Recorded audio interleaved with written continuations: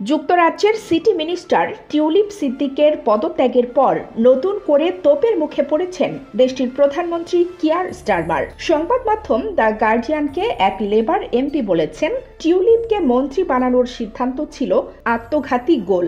সবাই জানত বাংলাদেশের রাজনৈতিক ব্যক্তিবর্গের সাথে তার সম্পর্ক ছিল, যাদের অনেক ক্ষমতা ও অর্থ আছে। তাকে এই দায়িত্ব দিয়ে এত সব কিছু করার বিষয়টি কি ভালো ছিল?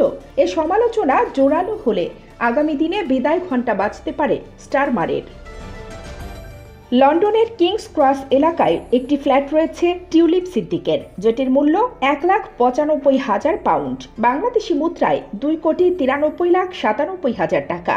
গত ৩ জানুয়ারি এক প্রতিবেদনে যুক্তরাজ্যের দৈনিক ফিনান্সিয়াল টাইমস জানায়, ২ শয্যাকক্ষের সেই ফ্ল্যাটটি ২০০৪ সালে টিউলিপকে উপহার দিয়েছিলেন আব্দুল মোতালিফ নামের এক ডেভেলপার। মোতালিফ বাংলাদেশের ক্ষমতাচ্যুত প্রধানমন্ত্রী এবং টিউলিপের খালা শেখ হাসিনার ঘনিষ্ঠজন হিসেবে পরিচিত। এই ফ্ল্যাটের তথ্য সামনে আসার পর ব্যাপক চাপের মুখে পড়েন টিউলিপ। এরপর বাংলাদেশে তার বিরুদ্ধে রূপপুর পারমাণবিক বিদ্যুৎ কেন্দ্র থেকে অর্থ আত্মসাতের অভিযোগ ওঠে। এসবের পর তার মন্ত্রিত্ব নড়বড়ে হয়ে যায়। শেষ পর্যন্ত দুর্নীতির অভিযোগ মাথায় নিয়ে সরে যেতে হয়েছে তাকে। গত বছর যুক্তরাজ্যের সাধারণ নির্বাচনে জয় পায় লেবার পার্টি। এরপর প্রধানমন্ত্রী হিসেবে দায়িত্ব নেন কিয়ার স্টারমার। তিনি নতুন সরকারে যে মন্ত্রিসভা গঠন করেন, সেখানে টিউলিপ সিদ্দিককে সিটি মিনিস্টারের দায়িত্ব দেন। তার কাজ ছিল দেশটির আর্থিক বিষয়াবলিতে সম্ভাব্য দুর্নীতি প্রতিরোধ করা। তবে যে দুর্নীতি প্রতিরোধের দায়িত্ব তাকে দেওয়া হয়েছিল, সেই দুর্নীতির অভিযোগের মুখে বাধ্য হয়ে মন্ত্রিত্ব ছাড়তে হয়েছে তাকে। টিউলিপ প্রধানমন্ত্রী কিয়ার স্টারমারের খুব কাছের বন্ধু হিসেবে পরিচিত ছিলেন। প্রধানমন্ত্রী স্টারমারের কাছে পদত্যাগপত্র জমা দেন টিউলিপ।